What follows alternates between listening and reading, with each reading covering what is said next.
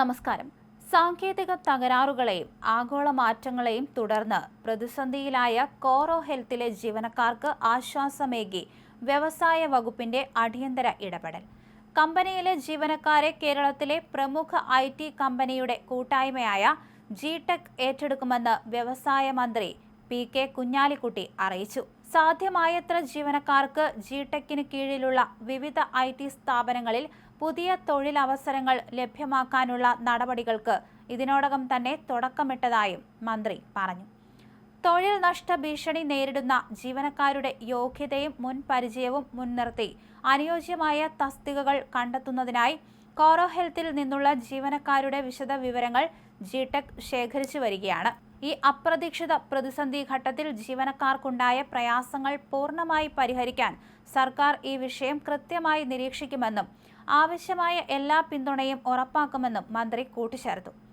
Artificial ഇന്റലിജൻസിന്റെ അതിവേഗത്തിലുള്ള കടന്നുവരവും ആഗോള സാങ്കേതിക വിദ്യയിലുണ്ടാകുന്ന പുത്തൻ മാറ്റങ്ങളും IT മേഖലയിലെ ചില കമ്പനികളിൽ താൽക്കാലിക പ്രതിസന്ധികൾ സൃഷ്ടിച്ചേക്കാമെന്ന് മന്ത്രി ചൂണ്ടിക്കാണിച്ചു. എന്നാൽ ഒരു ഭാഗത്ത് ഇത്തരം സാങ്കേതിക മാറ്റങ്ങൾ മൂലം തടസ്സങ്ങൾ ഉണ്ടാകുമ്പോൾ മറുഭാഗത്ത് പുതിയ തൊഴിൽ മേഖലകൾ തുറന്നു വരിക എന്നത് IT രംഗത്തിന്റെ പൊതു സ്വഭാവമാണ്.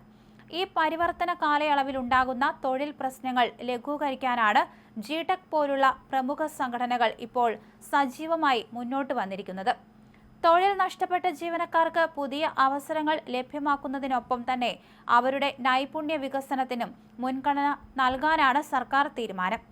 ജീവനക്കാരുടെ തൊഴിൽ വൈദഗ്ധ്യവും ശേഷിയും ആധുനിക സാങ്കേതിക വിദ്യകൾക്കനുസൃതമായി വർദ്ധിപ്പിക്കുന്നതിനുള്ള പ്രത്യേക പരിശീലന പരിപാടികളും മറ്റ് അനുബന്ധ ശ്രമങ്ങളും വ്യവസായ വകുപ്പിന്റെ നേതൃത്വത്തിൽ നടപ്പിലാക്കുമെന്നും അദ്ദേഹം അറിയിച്ചു. സർക്കാരിന്റെയും ജി-ടെക്കിന്റെയും സംയുക്തമായ ഈ നീക്കം കേരളത്തിലെ IT മേഖലയ്ക്ക് പുത്തൻ പ്രതീക്ഷയാണ് നൽകുന്നത്. എന്തായാലും കമ്പനി അധികൃതരുമായുള്ള ചർച്ചയിൽ കമ്പനി പറഞ്ഞ ന്യായവാദങ്ങളെ സർക്കാർ ശക്തമായി എതിർത്തിരുന്നു. സാമ്പത്തിക പ്രതിസന്ധിയുണ്ട്, ഓർഡറുകൾ ലഭിക്കുന്നില്ല തുടങ്ങിയ ന്യായീകരണങ്ങളാണ് അന്ന് കമ്പനി അധികൃതർ ചർച്ചയിൽ ഉന്നയിച്ചത്. എന്നാൽ രേഖകളിൽ കമ്പനി ലാഭത്തിലാണ് എന്നതും ഇന്ത്യയിലെ മറ്റു കേന്ദ്രങ്ങളിലെ പ്രവർത്തനവും ചൂണ്ടിക്കാണിച്ച് ആ വാദത്തെ സർക്കാർ തള്ളുകയായിരുന്നു. കമ്പനിയുടെ നിലനിൽപ്പിന് ആവശ്യമായ എന്ത് സഹായം വേണമെങ്കിലും ഒരുക്കാൻ കേരള സർക്കാർ തയ്യാറാണെന്ന് കമ്പനി പ്രതിനിധികളെ അറിയിച്ചു. സംസ്ഥാനത്ത് എന്തെങ്കിലും പ്രശ്നങ്ങൾ നേരിട്ടിട്ടുണ്ടെങ്കിൽ അത് പരിഹരിക്കാനും തയ്യാറാണെന്ന് അറിയിച്ചു മന്ത്രി ബിന്ദു കൃഷ്ണ പറഞ്ഞിരുന്നു.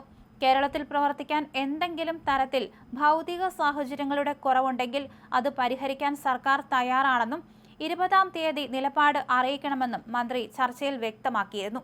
വിഷയത്തിൽ കേന്ദ്ര സർക്കാരിനെ കൂടി ഇടപെടുത്താൻ സർക്കാർ തീരുമാനിച്ചിട്ടുണ്ട്. കേന്ദ്ര തൊഴിൽ വകുപ്പ് മന്ത്രി മൻസുഖ് മാണ്ഡവ്യയുമായി മന്ത്രി ബിന്ദു കൃഷ്ണ ചർച്ച നടത്തിയിരുന്നു.